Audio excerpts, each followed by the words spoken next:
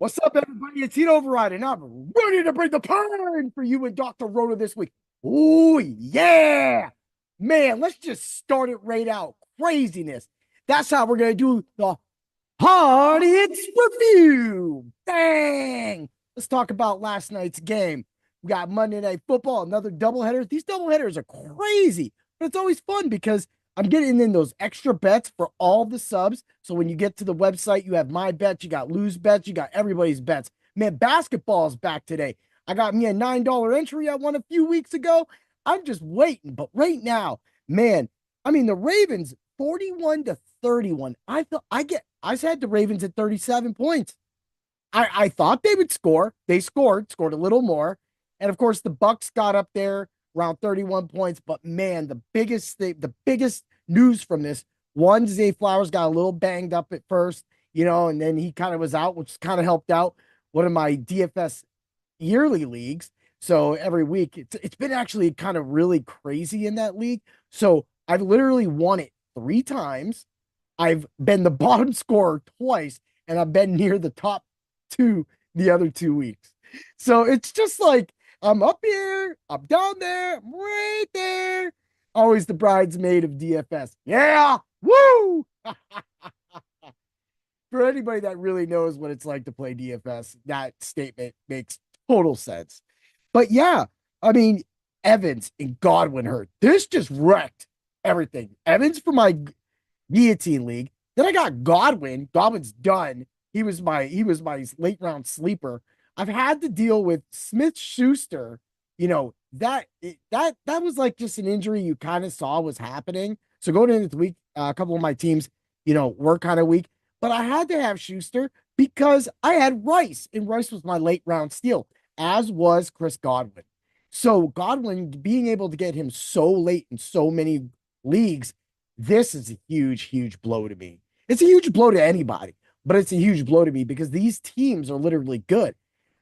I literally had a 3-0 team, and the minute the injury showed up with Pacheco and Jonathan Taylor and Cooper Kupp and all that stuff, man, that team is now 3-4.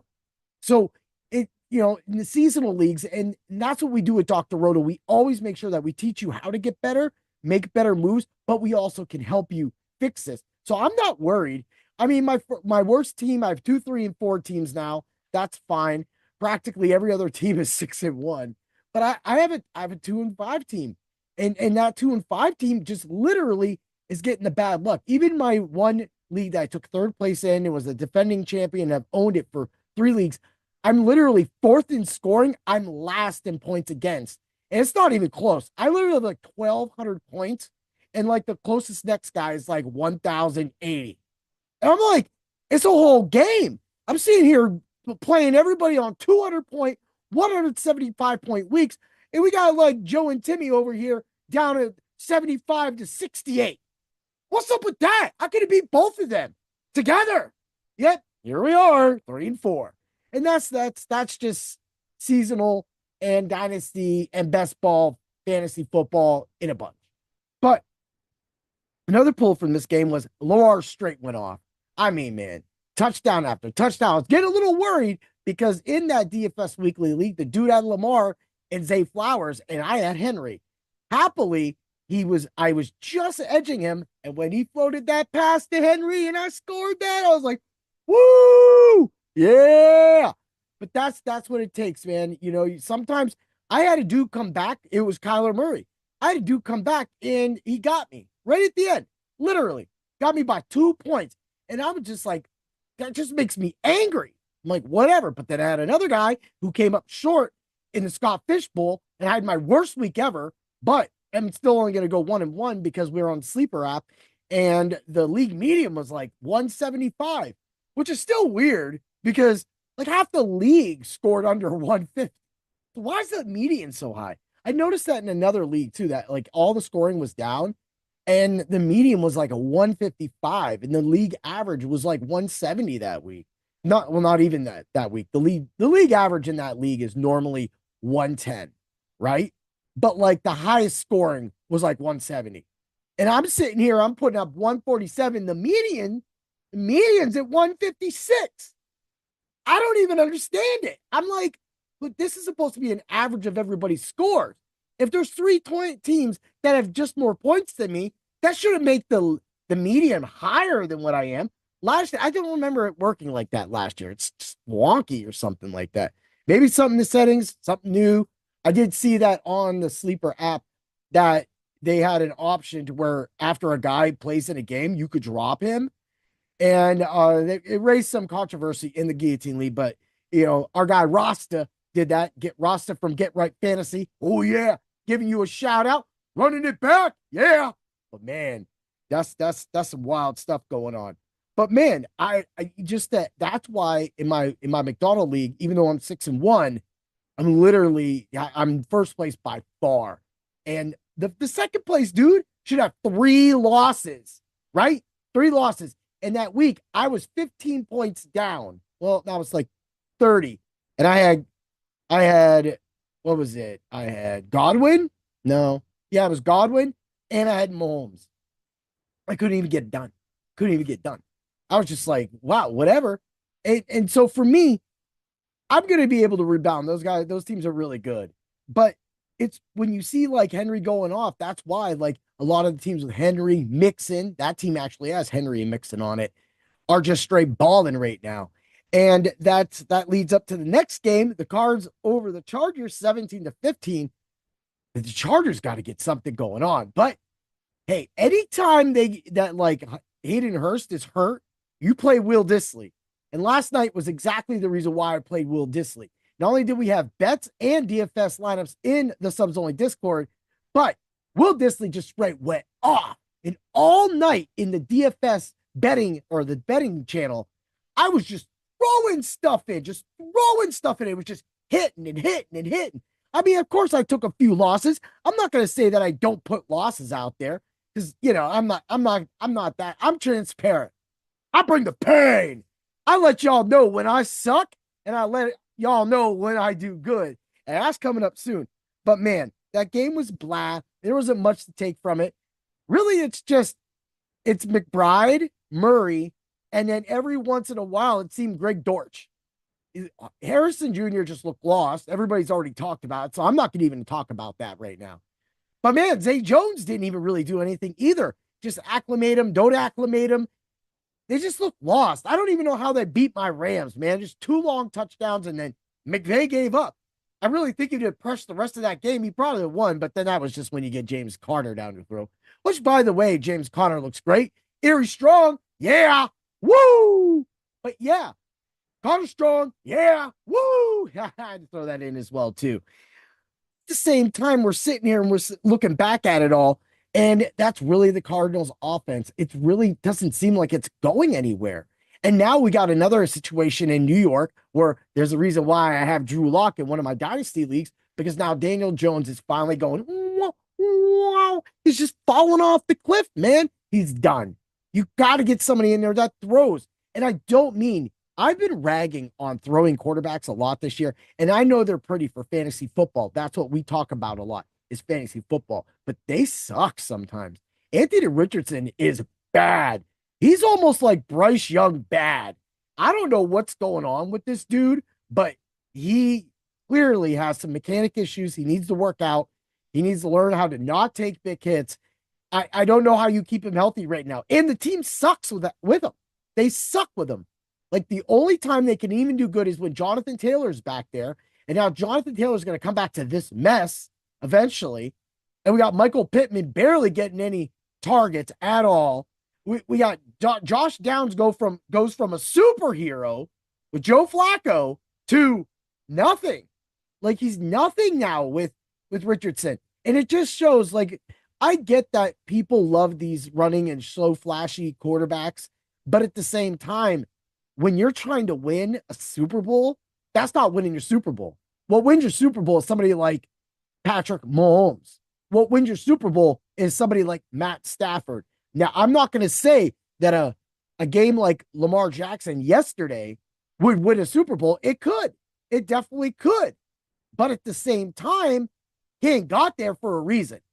It's because defenses get real stingy in the playoffs, and week after week, running the ball, get you sore, and then eventually you can't throw 5 touchdowns. Yeah! Woo! All right, everybody. I had my hard hitting cool picks article come out today. As for all the ID people for the IDP waiver wire tonight, people are going to be going crazy after all the injuries, both mostly offense. I mean, just everybody just got wasted this weekend. It was insane. So, like, who was left? So then now, and then now, I ain't going to get into the Cooper Cup and Matt Stafford trade talks going on right now. Whatever makes the Rams better. I just please, can we not bring in Jimmy Garoppolo to start? Can we get, man? I don't want to deal with that dude. Seriously, let's just bring in anybody else but that guy. All right, but I already know it's probably going to happen if they trade him. They shouldn't trade him. This team is competitive. It can be competitive. We only lost a few games because we couldn't get our head out of our ass. But at the same time, we had some hard teams, some hard games. And that's just the way things go down. So we're going to do a linebacker that's came back right when another superstar linebacker, Oluokun, went out, is Devin Lloyd for the Jacksonville Jaguars. He, since coming back in week 4, he has 26 tackles and a sack. He's been getting it. He's been all over the field, and it's really just him out there chasing everybody. So until Oluokun comes back, you have him to go for. That is a guy that is only on 89. He's open. He's available in 89% of the leagues, people. He's only owned 11%. You can easily get him in right now and get the production that you were getting from Oluokun for him, because Oluokun actually was like doing good, and then he got that injury, and then now he's out. So of course there was something nagging with him that wasn't right. Now we have Lloyd filling in just perfectly for him. Get him on your roster. There's no reason the dude shouldn't be on your roster. But you definitely have to head over to Dr. Roto and check out my article. Check out everybody's article, because this is what Doc's Fab article came out, of course, as well as Lou's thoughts and everything else. And then, of course, like I said, my IDP, because when I do my hard hits and cool picks, I'm trying to get you that. And when I do my IDP hits of the week, I'm trying to give you the best plays, of course. This is what it's all about when it comes to fantasy football IDP. It's why I'm your neighborhood IDP hero, people. I'm trying to get you the most points and tackles the best we can. But that leads me to another thing. This is why last week I did a podcast that said, thank you. Thank you to our subs, and thank you. But remember that you have to use the subs only Discord for those live bets from me. And then the pre-game bets, Lou's throwing them in. Lou's just as active. We're getting in there. We're trying to get everybody else active. So guys, get active. Why? Because that's what people like. People like to see that. That's what we're supposed to be doing. So my guy, Lou, love you. Trevor, always in there. Danger, always in there. Getting it in there, getting those plays. We're saying it with our chest, people. We're putting it on our sleeve. We're ripping it out, man. We're doing what we have to do to make sure all of you win money. But let's not forget that the Ultra Contrarian Show was fire this week. Fire. Not only did my lineups hit with an injury to Tony Pollard, who was clearly smashing. I would have loved to see that happen. But I had one of my off the lineups go nuclear. And it was it was off of the FanDuel lineup that I was telling you. I took that lineup that I gave for FanDuel and I flipped it over to DK and I took 25th, right? So I got paid. I got paid.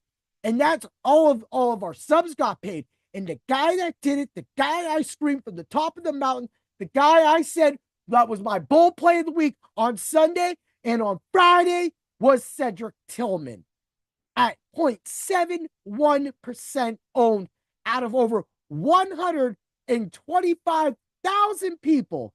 He slayed the slate. And it goes to show, some people look at me sometimes and they don't think I got what it takes. And I got everything that it takes.